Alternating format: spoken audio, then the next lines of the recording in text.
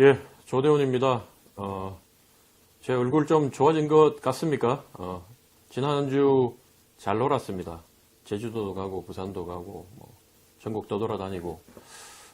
원래 일주일에 2번 방송을 하려고 했는데, 2번 하는 게 참 쉽지가 않네요. 쉽지가 않고, 제가 뭔가 이렇게 확신에 차서, 또, 이건 꼭 해야 되겠다. 제가 관심 가는 분야나, 사명감에 불탄 주제에 대해서는, 사실 여러분 보시면 아시는 분 아시겠지만 제가 이걸 다시 편집하거나 이런 거 안 해요. 그냥 한두 번 정도 이렇게 찍다가 중간에 말이 꼬이거나 또 내용이 빗나가거나 이런 경우에는 다시 찍은 경우는 한 몇 번 있는데 그냥 한번 그냥 쭉 이대로 갑니다. 그러다 보니까 생각이 정리가 안 되면 참 그 10분, 15분 떠들기도 참 힘들어요.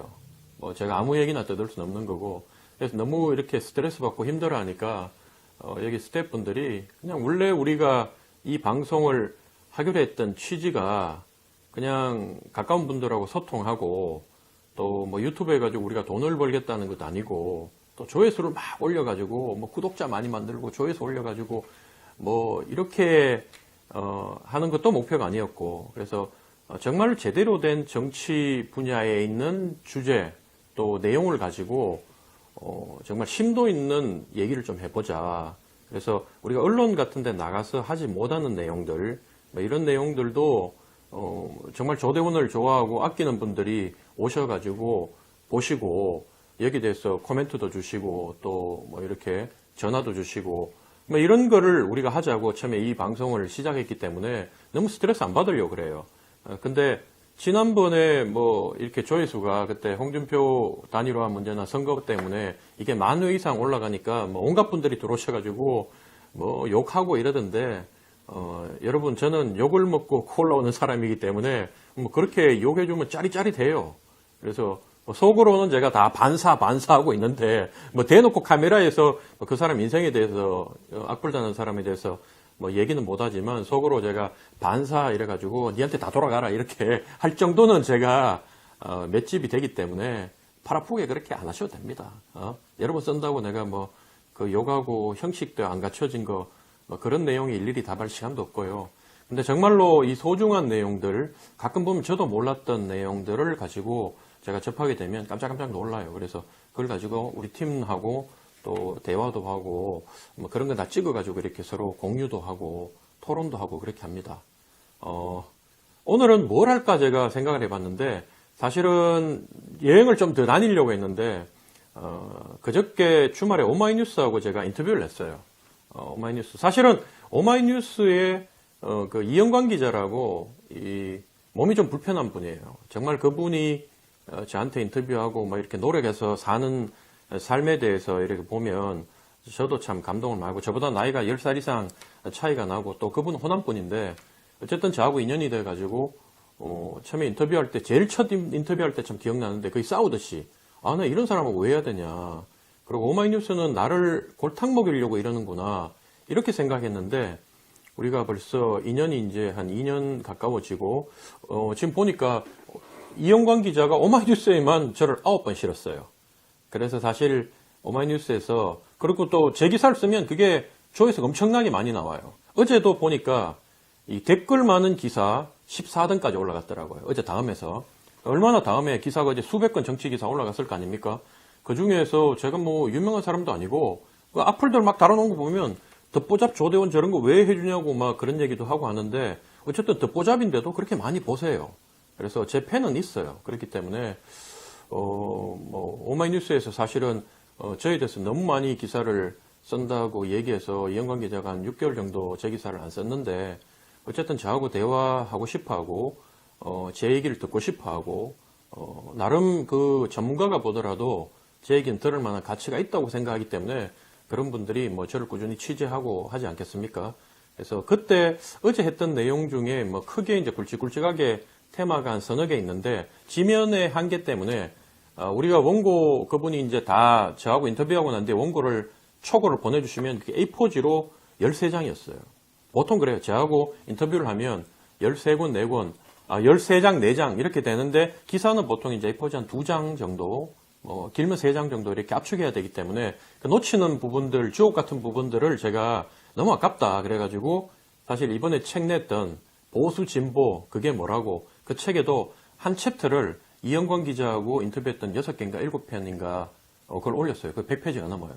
그걸 보면 제가 원래 의도했던 예를 들면 주제와 제목하고 오마이뉴스에서 뽑는 그 제목하고는 좀 달라요. 편집하는 곳 이렇게 그것도 좀 다르고 그래서 제가 책에도 썼지만 똑같은 사안을 보고도 이 보는 시각에 따라서 이쪽 왼편에서 바라보는 거하고 내같이 오른편에서 이렇게 바라보는 게 좀 다르구나. 그리고 똑같은 말을 하는데도 받아들이는 게 조금 다르구나. 그런데 여러분 똑같은 말만 듣기 좋아하고 저 오른쪽에 사실 유튜브에 성공하려면 오른쪽에서 있잖아요. 막 문재인 XX하고 막 이렇게 자극적인 거 얘기하고 이러면 인기가 확 올라가죠. 그게 소위 말해서 이제 코인팔이라 그러잖아요. 그래서 유명한 과거에 제가 존경했던 정치인들, 정말 거물 정치인들도 그 유튜브에 빠지면서 거기에 이제 돈 맛이 들면서 망개지는 모습을 제가 많이 봤어요. 그래서 나는 저렇게 되지 말자. 내가 돈이 필요하면 다른 일을 통해서 돈을 벌지. 적어도 내가 이 정치권에 있으면서 있었던 이 20년 가까운 시간 동안 가졌던 정치에 대한 순수성, 그리고 분명한 목표, 사명, 이런 것들을, 요런 재능을 가지고 이 코인팔이 하는데 내 재능을 쓰지 말자. 그러면 내 인생이 불쌍해지잖아요. 제 인생만 불쌍해지는 게 아니라 저를 믿고 따랐던 우리 스태프들, 또 우리 가족들, 다 헌신해 가면서 했던, 후원했던 분들, 이런 분들의 인생도 너무 좀 불쌍해지기 때문에 저는 그렇게는 안 하려고 합니다. 그래서 제가 어릴 때 어머니께서 가르치신 것처럼 목에 칼이 돌아도 바른 말을 해라. 그때 한번 제가 거짓말했다가 회초리를 맞으면서 어머니 앞에 그렇게 했던 기억이 있는데 그때 제 이 말이 그때 어머니 하신 말씀이 제 인생에 참 그 좌우명이 됐어요. 그래서 지금도 어제도 제가 어떤 분 중국에서 23년 사신 분하고 그분 전혀 못 만난 분이에요. 전혀 모르는 분인데 페이스북을 통해서 사실은 수년 동안 저를 지켜보셨고 이게 오른쪽에 있는 애인데 생각이 되게 바르네. 그리고 이런 생각을 하는 사람도 있네. 이거는 진영을 떠나서 자기 같은 그 국민들이 또 일반인들이 저런 친구는 좀 도와줘야 되겠다. 저런 친구가 진영 논리 입사해서 이렇게 퇴출당하지 않고 잘 버텨서 포기하지 않고 정치판에서 바른 소리를 해주기를 바란다. 그래서 밥도 사주고 여기 우리 사무실 오셔가지고 자기가 멀리서까지 또 오셔가지고 과일도 사주시고 이렇게 하셨어요. 그래서 너무 격려도 많이 해주시고 막 그랬는데 그분도 얘기하시는 게 딱 어제 제 페이스북에 썼지만 높은 놈 눈치 안 보고 정말 국민 편에 서서 국민이 하고 싶은 얘기 속 시원하게 때로는 욕하기도 하고 때로는 과감하게 아프게 지적도 하고 이런 모습을 보면서 자기가 조대현 너무너무 좋아하게 됐다고. 그래서 어쨌든 그런 분들 때문에 제가 사실은 외롭지 않고 쓰러지지 않고 지금까지 온 것 같습니다. 이 앞에 계신 저희 그 참모분들도 마찬가지고 다들 이해관계에 따라 이익에 따라가 이 사무실도 사실은 잘 나갈 때는 좀 이렇게 뭔가 공천을 받고 뭔가 할 때는 이렇게 이 의자가 많거든요. 사무실이 바글바글 했는데 지금 몇 분 안 남으셨지만 그래도 옛날에 노무현 대통령이 그랬잖아요. 어려울 때 친구가 진짜 친구다. 그래서 그 말씀을 제 가슴에 품고 늘 감사하는 마음으로 살아가고 있습니다. 열심히 노력하고 있습니다.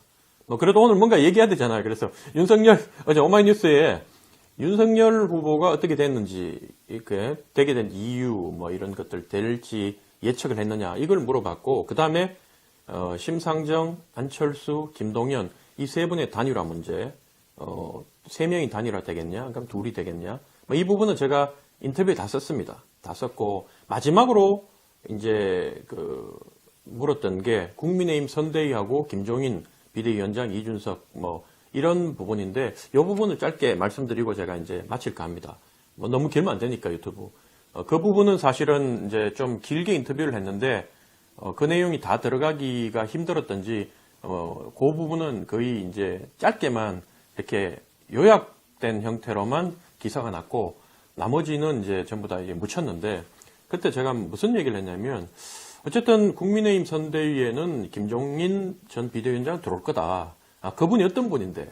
그분은 아주 계산이 빠른 분이에요. 그분 이번에 보세요. 저는 김종인 비대위원장이 이번 전당대회, 그러니까 대통령 후보 결정하는 최종 투표 한 3일 전인가 인터뷰를 그렇게 하더라고요. 언론에 대고 아마 이재명과 윤석열이 후보가 돼서 겨룰 것이다. 다들 그렇게 생각하고 있다.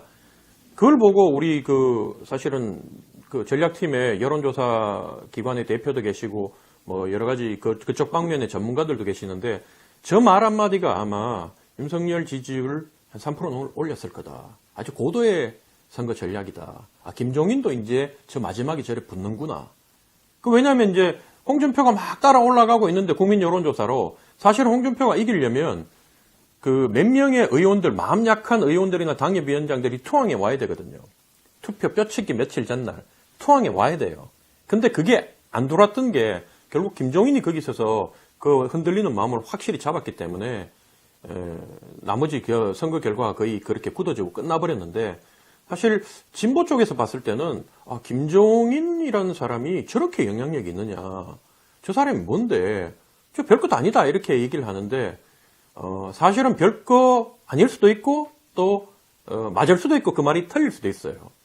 왜냐하면 진보 쪽에는 사실은 그 책사들이 많아요. 이 머리 쓰고 이벤트 만들고 전략 짜고 이런 게 능한 사람들이 많은데 여러분 지금 보세요. 우리 당 국민의힘 보면 현재 당대표 어떻게 보면 저쪽 당 나갔다 온 분이죠. 손학규 대표와 같이 당을 하셨던 이준석 대표도 그렇고 대통령 후보는 문재인 대통령이 발탁해가지고 검찰총장 하셨던 분이고 이제 선대 총괄위원장이라고 이제 세운다는 김종인 이분은 옛날에 문재인 대통령 도와줬던 분이에요. 또 만들었던 분이고. 그러니까 그 말은 뭐냐면 친박이라는 사람들이 이 당에 제가 친박 지지자들을 얘기하는 게 아닙니다. 친박이라고 내세우면 진박, 간별사하고 이렇게 했던 대구 경북 내 고향에 있는 의원들 중심으로 김땡땡, 누땡땡 이런 사람들이 완전히 당을 말아먹었다. 그때 사람을 키우지 않고 줄 서고 눈치 보고 원래 그렇게 해야 거기에는 그 지역은 살아남는 지역인데 그때 5년 동안 이제 탄핵당하고 하는 과정에서 도가 지나칠 정도로 실력이 없으면서 그런 자들이 당을 장악하다 보니까 결국은 이 당에 남아있는 사람 중에는 대선 하나 대선을 이끌고 나가서 대선을 치를 만한 능력이 있는 사람도 없다. 씨가 말랐다. 그렇기 때문에 김종인한테 저렇게 목을 매는 거예요. 김종인마저도 없으면 선거를 이끌 사람이 없어요. 친박 중에 누가 있어요, 지금? 기껏 떠올리는 사람들. 없어요. 그렇기 때문에 어쨌든 김종인 비대위원장이 이 선거를 맡게 될 거고 또 윤석열 후보도 그렇게 목이 매는 거고 왜냐하면 주변에서 김종인 없으면 안 된다고 얘기하니까 전부 다. 그리고 김종인의 가장 강점 뭐냐면 카리스마. 소위에서 연세가 제일 많잖아요. 그러다 보니까 카리스마 잘 삐지기도 하고 그만두기도 하고 비례대표 받았다가 줬 던지기도 하고 나가버리기도 하고 이렇기 때문에 김종인 눈에 걸리면 살아남질 못해요. 적어도 같이 죽어야 돼요.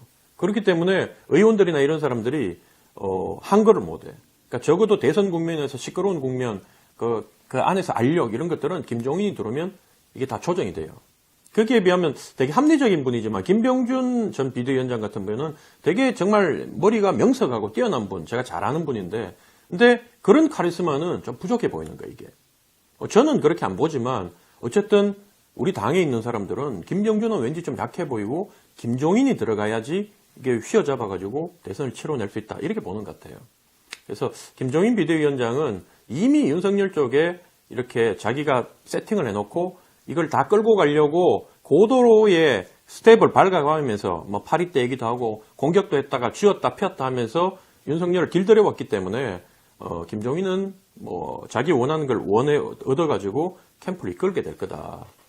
그리고 그 가운데서 우리가 또 생각해 봐야 될 게 뭐냐면 그럼 이준석의 역할은 뭐냐. 이준석 대표는 사실은 여러분 저는 이준석 대표 참 좋아합니다. 제가 이준석 대표 찍었던 사람이고 근데 이준석은 사실은 이번에 정상적인 당대표는 아니에요. 젊은 분들은 화가 나실지 모르겠지만 우리가 찍을 때 우리 나이 든 사람들도 또 TK 쪽에 있는 분들도 이번에 이준석을 많이 찍었는데 왜 찍었냐면 대선 기간 동안 2030 젊은 사람 표 얻어오라는 거 딱 그까지 역할인 겁니다. 이준석이 당을 장악해서 내년 지방선거까지 공천하고 당을 개혁하고 이런 걸 기대를 안 해요. 그러니까 지금 이준석 대표가 자기 나름대로 목소리를 좀 내려면 바깥에서는 먹히는데 당내에서는 이준석이 탄핵하자고 지금 연판장 돌아가고 하는 이유가 그건 겁니다. 네 주제를 네가 지금 바치사장으로 세워놨는데 네가 여기서 당을 장악해가지고 실제 터줏대감들 다 밀어내고 네 맘대로 하려고 그런다? 이게 이제 사실은 기존에 있는 당원들 그 지역을 다 점령하고 있는 호족들이 봤을 때는 용납이 안 되는 거예요. 그리고 이준석의 사실은 제가 이준석 대표가 대표될 때 좀 안 돼, 개인적으로 좀 안 돼 보이는데 되게 화려한 자리 같지만 끝이 보이는 자리였어요. 왜냐하면 당대표는 대선에서 지게 되면 총괄, 실패한 지도부로 묶여가지고 사퇴를 해야 돼. 물러나야 돼요. 그럼 대선에서 이겼다. 자, 대선에서 이기면 성공한 대표로서 스포트라이트를 받아야 되는데 그렇지 못해요. 왜? 당대표보다 더 센 게 있잖아요. 대통령. 대통령이 권력을 잡으면 당대표보다 대통령 권력에 문고리들 권력 넣은 2, 3 뭐 둘러싼 사람들이 있기 때문에 그 사람 권력보다도 당대표가 그 서열만 높지 실권에서는 자꾸 밀리는 거예요. 이게. 자기 사람 한 명 갖다 꽂기도 쉽지 않을 거예요. 그 대표적인 게 지금 사무총장 지금 세우려고 하잖아요. 한기호 사무총장을 이준석 대표가 나름대로 자기는 친박계, 한기호 선배는 저도 좀 잘 알아요. 제가 이렇게 페이스북이나 이런데 좀 바른 말 썼다고 저한테 당신 같은 후배 부끄럽다 그러고 제 페이스북 잘라버린 분인데 그 완전히 태극기 강성이잖아요. 육사 출신, 군 출신, 3스타 출신인가 그렇고. 근데 그분을 이준석 대표가 사무총장으로 세운 거는 나름 고민을 해가지고 이 세력을 안으려고 했는데 사실은 이제 윤석열 쪽에서 한겨 물러나라 그러잖아요. 그것도 윤석열 후보 직접 얘기하지 않고 돌아가 주변에서 계속 그러니까 이준석 대표가 후보가 직접 요청해라 막 화가 나가지고 그렇게 옆에서 짜잔한 놈들이 헛소리 하지 마라 이렇게 얘기하는데 아마 후보는 얘기 안 할 거예요. 왜? 이 사무총장을 지금 권성동 의원이 한다잖아요. 근래에 있던 사무총장 중에 가장 소위 말해서 정치적 영향력이 큰 사람이에요. 사선 의원이고. 이 사람은 왜 맡기냐면 대선 기간에 사무총장은 일단 돈 만지잖아요. 수백억. 공식적으로 내려오는 돈이 국가로부터 선거 치르라고 주는 돈이 수백억이고 그 수백억가 되겠습니까? 뭐 제가 이거 어디 가서 참 말은 못하지만 뭐 저도 정확하게는 몰라요. 그래도 짐작하는 겁니다. 대선할 때 보면 정말로 돈이 많이 들어요. 요즘은 좀 변했는지 모르지만 2007년 그때 대선할 때 저도 전략기획팀에 좀 있어봤는데 그때도 돈을 많이 썼어요. 그 당시에 뭐 여야 할 것 없이. 그러니까 그런 것들을 다 사무총장이 사실은 관리를 해요. 조직도 마찬가지고. 돈 나가려면 다 사무총장이 결제해야 되니까. 그러니까 대권 후보 입장에서 봤을 때는 내가 잘 모르는 사람이 내가 쓰는 돈에 대해서 결제해가지고 뭐 내 약점을 다 알고 가타부타 하는 게 싫은 거예요. 돈 만지는 거는 내 측근만이, 그것도 가장 측근만이 돈을 만지도록 하는 게 이 바닥 생리거든요. 그래서 어쨌든 그 권성동을 세우려고 하는 거고, 그리고 뒤에 또 뭐가 있냐면 내년에 만약에 뭐 대선 이긴다고 저는 보지만 이 대선에서 내년에 만약에 졌다고 하더라도 뭐 이기면 뭐 이긴 쪽에서 마음대로 하죠. 졌다고 하더라도 사무총장은 가지고 있으면서 내년 지방선거 공천하겠다는 겁니다.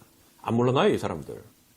이미 저보고도 그쪽에 있는 뭐 몇몇 친구가 그런 얘기를 했었고 이미 세력으로 뭉쳐져 있기 때문에 대선에 지더라도 윤석열 후보 중심으로 그 70%의 사람들 이제 뭐 다 넘어가죠. 그러니까 그 사람들이 똘똘 뭉쳐서 거기서 새로운 당을 출발하지 이게 이제 윤석열 끝났으니 윤석열 은퇴하고 해산 이렇게 하지 않는다는 거예요. 그걸 위해서라도 사무총장은 쥐고 있어야 되는 겁니다. 그러니까 그 말은 뭐냐? 이준석 입장에서는 할 수 있는 게 하나도 없다.